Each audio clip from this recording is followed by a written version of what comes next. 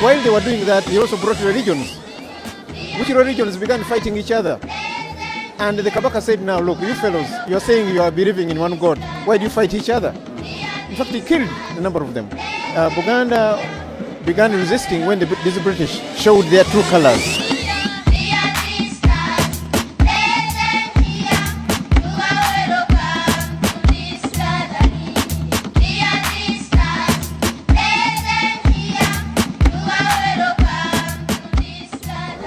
Now in this superpower, I have to celebrate with my lovely country, my mother Uganda. I don't know, Nyaka Town, Steady Nenga Bambi Chimuchirikiria. I Edikenzo, I celebrate 50 years. Ladies and gentlemen, here with me on Conscious Lifestyle, I've got a very great man all the way from Uganda. We are on the 50th year on the celebration of Uganda's independence. Mulwanyamuli Ssemwogerere is here. Honorable Mulwanyamuli Ssemwogerere, being the advisor of the kingdom, the royal advisor of the kingdom of Buganda, also the ex-cacique of the kingdom of Buganda. And he has taken us through the history of Uganda. It was very, very interesting.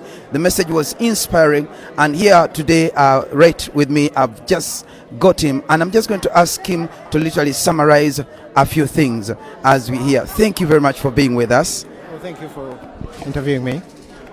And we're so excited. I just want you to just literally just take us slightly and summarize in short words how Uganda literally has not been Uganda all the time. It has been the kingdom of Buganda. But can just slightly talk to us about how Buganda itself came into the position where we came into the colonization and becoming a property of the British Kingdom.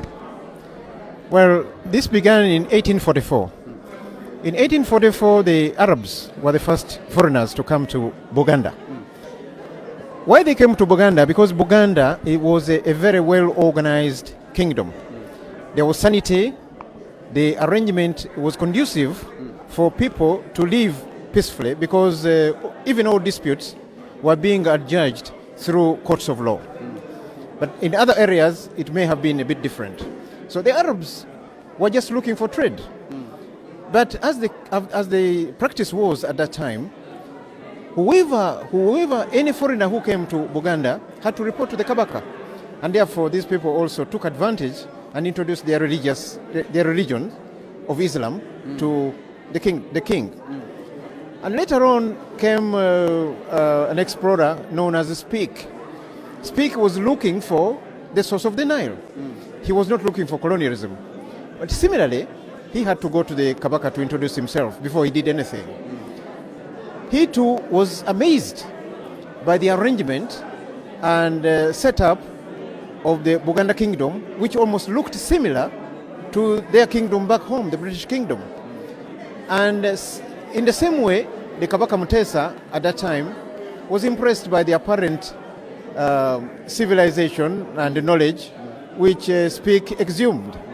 And he actually, Kabaka Mutesa, wrote a letter, or Speke assisted the Kabaka to write a letter to the Queen, asking him to send some people to teach his people also. And when Speke went back to his country... you mean Speke sent for more people from the British Empire to come to teach our people? To teach our people. Okay, now to teach them what? Well, things of the world. Because to the Kabaka, who was not inducted in any modern, modern reading and writing and so on and so forth, Kabaka wanted these people to learn how to write and read and write, and also civilization. Okay. So when Speke went back to Britain, he wrote in the newspapers in Britain and in Europe that he found a kingdom which amazed him in the dark Africa, which was so organized almost on the lines of the British setup. So people came to extend their influences to Uganda. They came to teach religions. They came to teach our people, ostensibly to teach. But in fact, their intention was not actually to teach. Also, colonization was also on their mind. So the first person to come under that guise was Captain Lugard. Captain Lugard was a lord in the House of Lords in Britain. This one came with a company called Imperial East Africa, And this Imperial East Africa was the first to hoist a Union Jack on the hills of Kampala. Now, a Union Jack is the British flag. That means that he was now taking this Kingdom of Buganda, which eventually represented Uganda, as part of Britain. I mean, if you hoist your flag on somebody's land, that means you are taken over that land. So that was the beginning almost of colonialism. Now, wait a minute. You talked about that they came and they taught. Now, by this time when they are teaching, our people are not primitive now. Are they primitive or they lack knowledge? And in the teaching, was it only to teach them English, or does also teaching involved other things? Because you also talked about that there were 14 newspapers that were literally functioning. 12 of them were in Luganda, I think, and 2 of them were in English, right? Now, was this before the teaching of the British, or they found... Okay. The Kabaka wanted his people to learn how to read and write. And when the people of Buganda learned how to read and write, they started writing newspapers. Okay. So now this was due to the coming down of the British, or the writing was already there? No, the writing was not there. At that time, people were not writing and reading. Okay. They had some other kind of civilization, but not reading and writing. Okay. They knew how to rule themselves. They knew how to go to courts. They knew how to fight. They had a navy. They had policemen and so on and so forth. They had courts of law. But reading and writing was something they didn't know. Okay. That's what the Kabaka wanted the Europeans to come and teach them. Okay, so now we had a good administration. We had a very good, almost spiritual setup in the Kabaka Kingdom, but there was no literally putting it on paper, being able to put it on paper. And so the English came to contribute in that area. That's right. Wow. But while they were doing that, they also brought religions, which religions began fighting each other. And the Kabaka said, now look, you fellows, you're saying you are believing in one God. Why do you fight each other?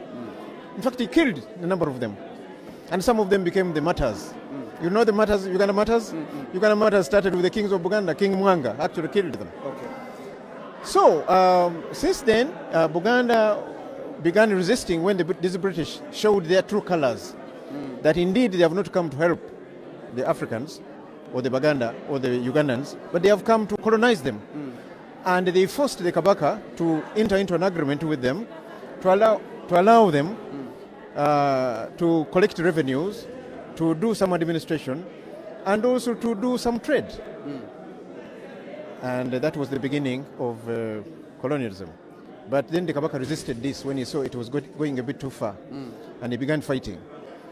He left his palace, he went to Buddu. Buddu is one of these counties. And they defeated him there. He ran away. He went to Bunyoro. They teamed up with the Kabarega. You were asking me what other people were doing. Kabarega was also resisting the British. Okay. Yeah. So they fought together, but eventually they were overpowered and exiled to Seychelles in the Indian Ocean, where Kabaka eventually died. But he had left a son who was 3 years old.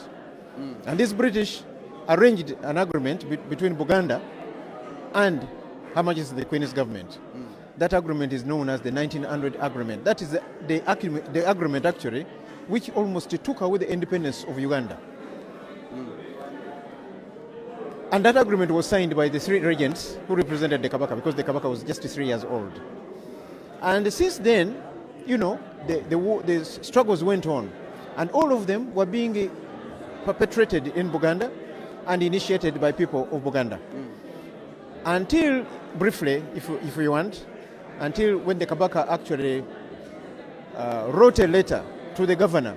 The governor at that time was ruling Uganda, and told him, look, whatever we are doing is being taken away by the Europeans, and the rule, my people are tired of the rule, and he wanted him to sign an agreement with him to indicate that he has accepted the Federation of East Africa. The Kabaka said, no, I don't accept. And then the governor exiled him in 1953. He said, look, in the 19 agreement, you agreed to cooperate with Britain, therefore you cannot refuse to sign. And the Kabaka said, no, I cannot sign because I don't have the mandate to sign. I must get the mandate of my Lukiko, that is the parliament of Buganda. So they exiled him for 2 years, but when the Buganda got lawyers, they got 3 lawyers. One of them was a Muganda, another one was 2 constitutional lawyers, and they pleaded the case, and the Kabaka defeated. Because the Article 3 of the 19 agreement was saying that this agreement was between England, the king, the people of Buganda, and the parliament of Buganda. And the Kabaka said, I didn't have the mandate, and you people wanted me to sign. Therefore, the case, he defeated them in the case, and he was brought back very triumphantly. After that, there was also another agreement under which he came back, and in this agreement, that agreement, which I was appointed, the lawyers were appointed by the British, they agreed to whatever the Kabaka was actually demanding, and that was independence. So you can see that the independence of Uganda was actually, spearheaded by the Kingdom of Buganda, and especially by the King of Buganda. Because it was after that then they had elections after 6 years, and then we had the first Prime Minister, Benedicto Kiwanuka of the Democratic Party. He won elections in 1961. And later on, when Buganda said, no, we didn't participate very well, the elections were done again in 1962, where Obote teamed up with the Buganda, and he won the elections. Then he became the first executive Prime Minister of independent Uganda. Benedicto Kiwanuka had been of internal government. Is it internal self-government? Yes. And subsequently, we became independent. And because of the role played by the Kabaka, eventually Kabaka was appointed, was elected the president of Uganda. He was the first president of Uganda. And then Obote became the prime minister. But the prime minister, when they had this, you had King Kano Kuraije. Yes. They said they stole gold and ivory from Congo. Yeah, yes. Because of these accusations, he put his 5 ministers in prison, plus the army commander. He also abrogated the constitution of Uganda. And when he did that, the president at that time said, no, you cannot do this. Now the prime minister said, no, you can't even protest to me. So he overthrew the entire constitution. He removed the President Mutesa, and he declared himself the president of Uganda. And because of this, the Kabaka was not happy, and sort of protested in words and letters. Then the Obote overran the palace of the Kabaka and sent him into exile, where he eventually died. Now.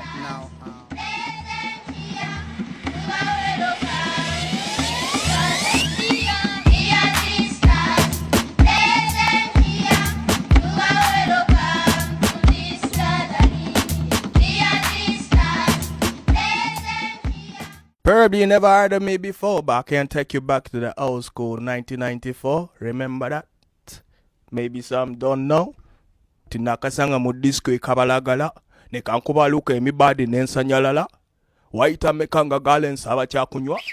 Nenjigulire ya bero nekiteekayo. Alawa batesi balobo ne banda babubi. Nesirana nangalo no nemba wakabi. Nenkakanyuga stowe nekamatiza. Kati ninda kudukolo no ndabe ne figure. Bababon. You know that. It's a man called Juggler right here. Just want to give a nice shout out to you. CelebratingUganda.com.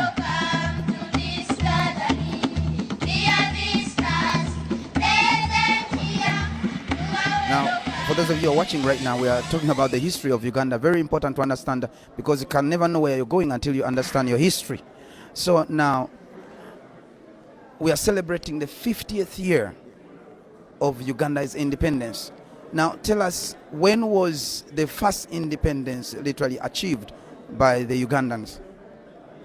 It was achieved in 1962, on the 9th of October, the independence of Uganda. The independence of Buganda, however, was on the 8th of October, 1962. Okay. Oh, so now we've got to independence here. So there was a independence of Uganda and the independence of Uganda. Yes. So Buganda achieved theirs first. Yes. And then Uganda as a nation achieved it also. The reason is that all the major agreements earlier entered into with the British, they did it with Buganda. So they had to conclude with Buganda first before they entered into Uganda. And that is the agreement actually of 1962, that constitution of 1962 that annexed Buganda to Uganda. Earlier than that, there was no legal instrument connecting Buganda to Uganda. And therefore, they had to start with Buganda and say, look, you, the people of Buganda, here is your land, here are the instruments of independence for you before we join you into Uganda. So now, who pulled together Uganda to be a nation of different tribes now? Because we are looking at two independences here. Who brought together these other nations to become part of Uganda and Buganda to become part of Uganda? Who brought this unity, all these nations that are different in Uganda to become as one? It was a negotiated agreement, but it was facilitated by the British. In fact, this was done at Lancaster House in London. That's where 15 people, 15 communities, the 5 kingdoms of Uganda, the Baganda, the Banyoro, the Batoro, the Basoga, and the Ankole. Those were the kingdoms. And then 10 districts came together and agreed to work together as one country. At that time, we had 15 districts. Now we have about 112 or something districts. But at that time, these people came together in London, facilitated by the British government, at Lancaster House. They negotiated the constitution, which constitution brought these people together that they should work together. And Buganda actually worked under a federal arrangement. Buganda had a federal constitution in relation to Uganda. And the rest of the kingdoms had partial federation with Uganda. Then the 10 districts had unitary government with the central government. Wow. So now this working together, was it accomplished through this agreement that was made, or were we working together through trading or exchanging? Was there a working together before this, or this was accomplished then? There was working together of some sort, but the legal working together, was achieved in the 1962 constitution. But as we talk now, the federal arrangement that was negotiated by Buganda was of course abrogated in the 1966 abrogation of the constitution by Obote. And 1967 also confiscated all the properties of the Buganda Kingdom. So Obote was the one who dismantled the whole agreement which was made in Lancaster, where all these delegates sat together to bring the whole Uganda as a nation together. Absolutely. And it was Obote who literally destroyed that cabinet of delegates, and what happened now? He declared himself a president and he took over. President, and he sent Kabaka Mutesa in exile, and when he attacked his palace, Kabaka's palace, and Kabaka went into exile where he died in 1969. But this government, a series of governments then came after him, after Obote. Now we have Moseveni, and we expected the President Moseveni also to restore what was destroyed by Obote. But up to now, it has not been done. However, we are destined to celebrate together with the rest of the Ugandans the 50 years independence celebrations. So now, right now, as we have gone into, there's so many things that is going on. Things are not working as they should, and a few things have been discussed through this celebration and the conference that we had. Now, do you think that this federal, was it called a federal arrangement? Federal arrangement. Yes. Federal arrangement. Do you think if it's restored, do you think that it's the solution to Uganda's recovery back to the humanitarian laws that governs the human rights of all Ugandans with different nations? Do you think that this will benefit us positively, or this is kind of like an old style that we can't trust right now? What's your opinion? No, it's the best democratic way to manage people. To sit with them and they agree how to rule themselves. And the majority of the people, there was, when Museveni came to power, there was a constitutional commission to ask the people what kind of administration they want, what kind of rule they want. And the entire Uganda, 67% voted that they wanted a federal arrangement. In Buganda, however, 98% said they want federal arrangement. But when we went to make a constitution, we forgot all that and we went to unitary government. Now, unitary government centralizes all the power to one man. All the finances to one man. And then we blame him for dictatorship. We blame him for nepotism. We blame him for corruption, for stealing our money, when we are the ones who have given him all the powers. Whereas if it had been a federal arrangement, each federal state would have its own money, each federal state would have its own powers, each state would have its own problems and solve them. Therefore, we wouldn't be blaming the head of state. So we think that is the best way. And if you have been attending this meeting, this conference, you have seen that everybody was actually advocating for that. Yes. But the reason why Moseveni would not allow that, because it would take away the power from him of dictating, of using the army and give it to the people. Of working against the people, and so on and so forth. Wow. This type of system, the federal arrangement, if it's accomplished, the power will come back to the people, literally. Each kingdom, as we had them, will be able to exercise its own power, even go to the extent of making its own money, you mean? Each district. Okay. Even each district, all the communities, people will sit together and agree how to manage themselves. This is what everybody is advocating for. Yes. We want to go back and sit on the table. Our national constitution now says that the power lies with the people.